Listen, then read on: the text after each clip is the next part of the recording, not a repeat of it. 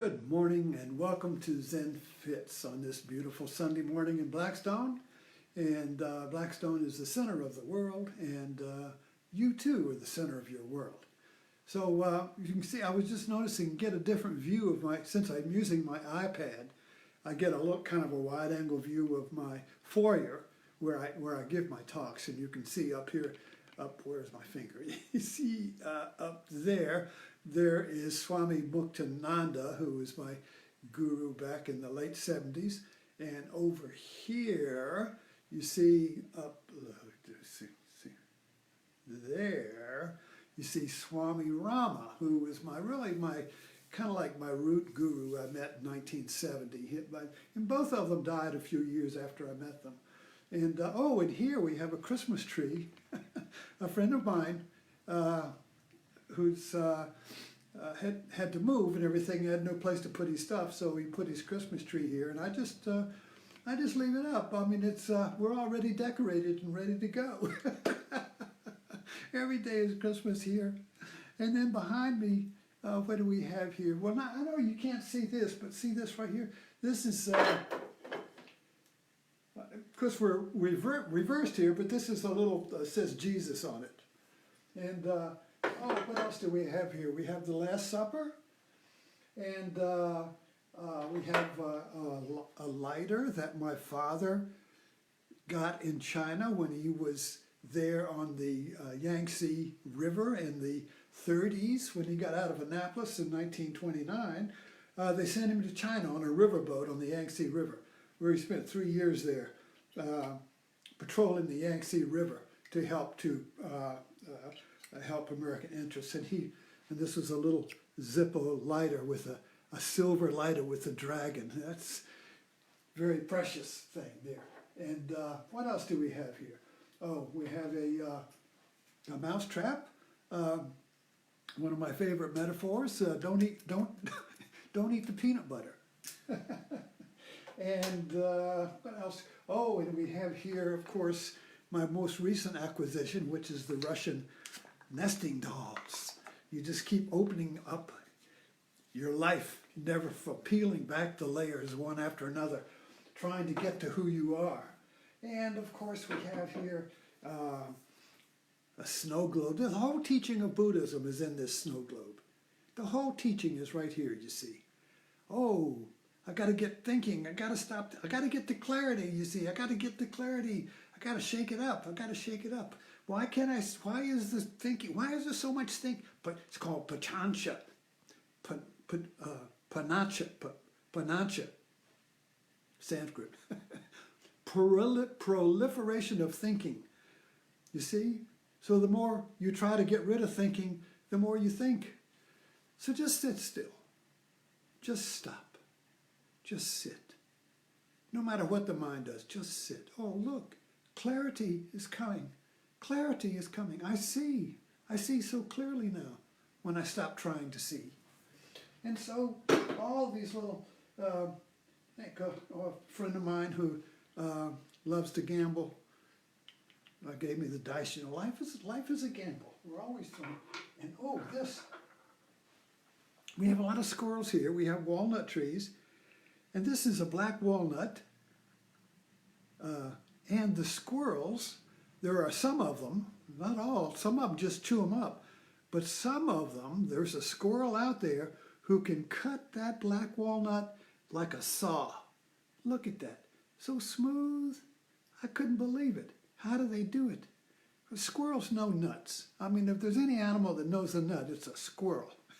So apparently some have evolved where they can cut the walnut like that, and others just chew it up. So everything is in here. My favorite, my uncle's wife was Catholic, and I got a Catholic rosary and a whole bunch of Catholic stuffs in his stuff that she had left. And this is a Catholic crucifix, and I love this. You see, because the Catholics, they know suffering, and that Jesus is always on the cross. The Protestants, he's gone. Where is he gone? He's resurrected. So this is the Good Friday and Sunday This is this is the crucifixion, and this is the resurrection. Same cross, you see. But what we do is we put a gap between them. And so we say, oh, Friday, suffering, Sunday, Easter, liberation. 3 days, you see. But it's one. So the viewpoint depends on which side of the cross you're looking at. If you look at this side, you're looking at the liberation, the resurrection, the rebirth. If you look at this side, you're looking at, oh, the suffering, oh, the pain, oh, the nails, oh, the crown of thorns, oh my God, the guilt, oh my God, the suffering. So now we got 3 days to get off. In other words, we separate the two, and that creates our suffering. In the Buddha view, they're the same. It's one cross, but two views. So depending on which way you look at life, you're either happy or sad, you see. You're up or down. You're this or that. But from the Buddha view is that life is one. And what you get depends on how you look at it. So if you look at the cross this way, you're a Protestant. If you look at it this way, you're a Catholic. But it's one cross, you see, with two faces. One coin with two faces, like this right here. If you want to get around to it, there you are. There's a round to it, but that's reversed. So anyway, everything. I have these little artifacts of cotton ball. One time we drove south one day. There's a lot of cotton planted around here. Must be good profit in it now, because I've never seen, particularly when you drive south into North Carolina, cotton everywhere. They just don't have any slaves picking it. They have got machines now. But a cotton ball is very interesting because, as you can see here, oh, there it is. It's got these little seeds in there. You see that little seed? You had to pull this apart. And the reason we have slavery in America is because of the cotton gin. Now, before the cotton gin, which was a machine that took the seeds out of the cotton, you had to have people sitting there and pulling the seeds out. And so you really couldn't get much cotton grown because you spent all your time getting the seeds put out. But when the cotton gin came along and the machines took the machine out, then you could grow a ton of cotton. Then you could grow states full of cotton, and you needed a lot of slaves to pick the cotton. So that's when slavery really expanded, because you needed more slaves to pick the cotton. And notice the thorns here. Now these, you see this? This is like a lotus. This is just like a thorny lotus. See that? The cotton petals, they're dry and they've got sharp needles. Imagine all the blood in the cotton. Imagine the blood in this cotton when you pick the cotton and you pierced you. So this is a Christian symbol. The blood on the snow, the blood of Jesus, the blood of suffering, picking the cotton, piercing your fingers with the thorns of the cotton petal, you see. Anyway, there's just a lot of metaphorical meaning in this for me. And also, too, that when you want to understand reality, when you want to see clearly, you see, when you want to see clearly like that, you have to pull the cotton ball of your opinions and your assumptions apart and make it transparent. When you start pulling the cotton, you see through the cotton. When you start pulling your assumptions apart, that's an assumption. When you start pulling your assumptions about, when you start pulling what you base your reality on apart, when you start pulling it apart, you see clearly. You see through the assumptions. You see through your personality. You see through your identity. You see through your culture. You see through your culture. And that was the topic of this talk before I digressed and riffed. You see, the shape of conservatism.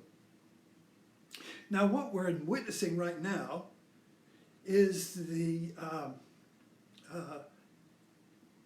depending on whether you're looking at life from this point of view or this point of view, depending on how you look at conservative republicanism or Trump, GOP or whatever, depending on how you look at it, depends upon your viewpoint, whether you are, no, all right, let me jump back here. Let's go to The Shape of Water and think about culture as a fishbowl. The movie Shape of Water was about the 50s, and we could see it like it was a fishbowl. A fishbowl shapes the water. A fishbowl shapes the mind that's in the fishbowl. If the fishbowl is square, you think everything looks square. If the fishbowl is a triangle, everything looks like a triangle. If the fishbowl is long, everything looks long, you see. Everything looks according to the shape of the culture in which them, or the religion, which one. So, if you think of suffering, then you see Jesus on the cross. If you think of liberation from suffering, then Jesus is gone. Where is he gone? But just that point of view right there. If you see this as delicious peanut butter, or you see it as a trap. So all of these, in other words, perspective depends upon the shape of our mind, and the shape of our mind is unconscious. We're not aware of the shape of the mind. We're not aware that how our families shaped our mind. We're not aware of how our neighborhood, our friends, our experience, our culture, our religion, our philosophy, our ideology shapes our mind, you see. Our politics shapes our mind. Everything shapes our mind. But that shape is unconscious. Because consciousness is inside it, like a fish swimming around, you see. And then we swim in a school because we don't want to be alone, so we get a school of fish. And we get, come on into my school. No, you're in your school, but all the schools are in the shape of in the bowl too, you see. Anyway, so the shape of water is being able to, and you really can't see the shape, you have to feel it. You have to sense it, you see, because if you see the shape, well then you're still inside of the bowl. All the shapes are inside the bowl. All the form is inside the bowl. All form is inside the fish bowl. So to see the shape of the bowl you're swimming in, you have to pull the cotton ball apart. You have to pull the bowl apart. You have to see through it, you see. You have to, it's a sense. It's a sense. Not a, I see it. It's an intuition. It's an insight. It's a grasp. It's a aha. Ah, I see. It's an I see. When the mind is still, you see infinitely. You see the shape you're in. You see what's holding you. You see the shape of your mind. You see yourself suffering. You see the cause of your suffering. You see that you're hanging on the cross and you nailed it there. You nailed it, buddy. All your suffering is because of the shape your mind is in. And when you see through the shape, you see the shape becomes transparent. Boom, you're off the cross. Boom, immediately. This is insight. This is resurrection. This is rebirth. This is liberation.